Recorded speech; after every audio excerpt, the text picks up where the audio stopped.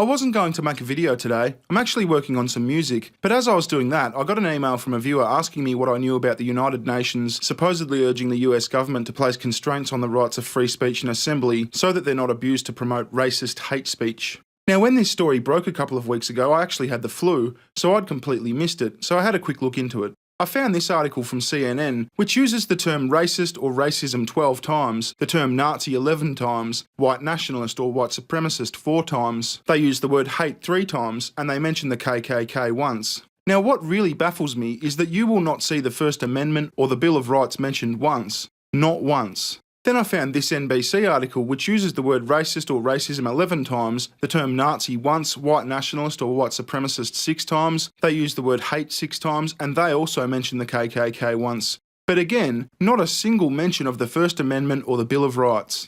Now, the only reason that this was even a story is because the First Amendment exists. The First Amendment reads, "Congress shall make no law respecting an establishment of religion or prohibiting the free exercise thereof or abridging the freedom of speech or of the press or the right of the people to peacefully assemble and petition the government for a redress of grievances." The UN are urging that Congress do pass laws prohibiting at least in part the free exercise of speech and the right to assemble. So the lack of any mention of the First Amendment or the Bill of Rights by 2 of America's largest media organisations seems really strange to me. Plenty of other articles mentioned the First Amendment, including this one from LifeSet, this one from the Canadian Free Press, this one from a website called Voices for Hillary, and this one from the Washington Post that actually sided with the UN, called "When Free Speech Becomes a Political Weapon."